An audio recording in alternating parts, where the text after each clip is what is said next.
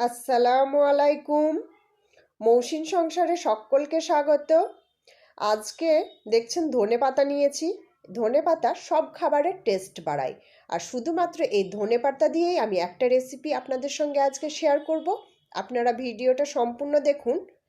ভীষণ মজার এই রেসিপিটা, আর খুব চটজলদি, মাত্র 5 মিনিটও সময় লাগবে না। এই রেসিপিটা আপনারা খুব সহজে তৈরি করে নিতে পারবেন। দেখুন, ধনেপাতাগুলোকে আমি কেটে ধুয়ে পরিষ্কার করে একদম সুন্দরভাবে পানি দিয়ে পরিষ্কার করে নিয়েছি। তারপর পানিটা খুব ভালো করে ঝরিয়ে নিয়েছি। এখন দিয়ে দিচ্ছি লবণ। এই চামচটার 1 চামচ মতো লবণ দিলাম। লবণটা খুব বেশি লাগবে না, অল্প পরিমাণ প্রথমে দেবেন, তারপর চেখে দেখে নেবেন। লবণটা দিয়ে আলতো হাতে ধনেপাতাগুলোকে একটু মাখিয়ে নিচ্ছি। তবে ধনেপাতার ডাঁটগুলো যদি শক্ত হয়, সেই শক্ত অবস্থাটা ফেলে দেবেন। এখানে নিয়েছি লঙ্কা কুচি, ঝাল লঙ্কা 1 চামচ, চালের গুঁড়ো, আর ভাজা জিরের গুঁড়ো, আর হলুদ গুঁড়ো। এই মশলাটা দিয়ে আলতো করে মাখিয়ে নেব। ঝালটা আপনারা আপনাদের টেস্ট অনুযায়ী দেবেন। ধনেপাতার এই পকোড়াটা খেতে ভীষণ মজা লাগে, আর সব থেকে মজার ব্যাপার, খুব চটজলদি হয়ে যায়। এখন এখানে দেব বেসন। বেসনের পরিমাণটা বলছি না, যেরকমভাবে মাখা মাখা হতে লাগবে সেরকমই দেবেন। তবে প্রথমে আমি আমার এই চামচটা 3 চামচ পরিমাণ দিলাম, মানে একটা বড় টেবিল চামচের 3 চামচ পরিমাণ মতো দিয়ে নিলাম। এটা শুকনো অবস্থাতেই এরকমভাবে মাখিয়ে নেবেন। এরপর অল্প একটু পানি দিয়ে এরকম করে মাখিয়ে নিয়েছি, আর 1/2 চামচ মতো বেসন আমার লেগেছিল। এরপরে এটা পকোড়া শেপ দিয়ে নিচ্ছি।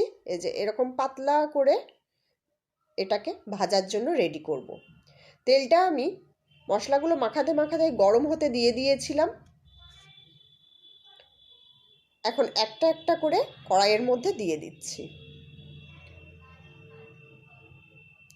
আঁচটা মাঝারি রেখে এগুলোকে ভেজে নেবেন। সামনেই রমজান মাস আসছে, বিকেলের দিকে অনেকটা কাজ থাকে, অনেক কিছু ভাজাভুজি থাকে।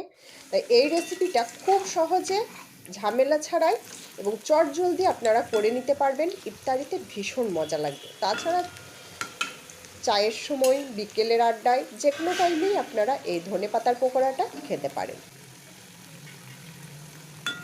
এক পিঠ যখন একটু শক্ত হয়ে যাবে তখন উল্টিয়ে দেবেন। তারপর হালকাভাবে উল্টিয়ে পাল্টিয়ে এরকম একটু লালচে লালচে কালার যখন চলে আসবে তখন আপনারা ভেজে তুলবেন। এটা ভীষণ মুচমুচে হয়, আর ওই যে চালের গুঁড়োটা দেওয়ার জন্য এটা ভীষণ মচমচে এবং অনেকক্ষণ পর্যন্ত মচমচে থাকবে, এবং তেলটাও এতে একটুকু থাকে না। আমি সবগুলোকে ভেজে নিয়ে তারপর আপনাদের সঙ্গে শেয়ার করছি। দেখুন কত সুন্দর হয়ে গেছে, কত চটজলদি হয়ে গেছে।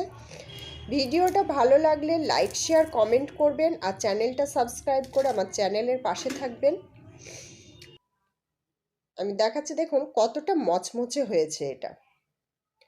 আর একটু ঠান্ডা হয়ে গেলে এই যে আরও মচমচে হয়ে যাবে।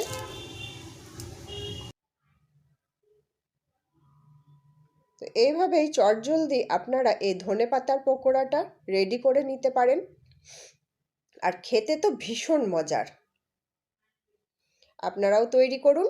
ভালো থাকবেন, সুস্থ থাকবেন।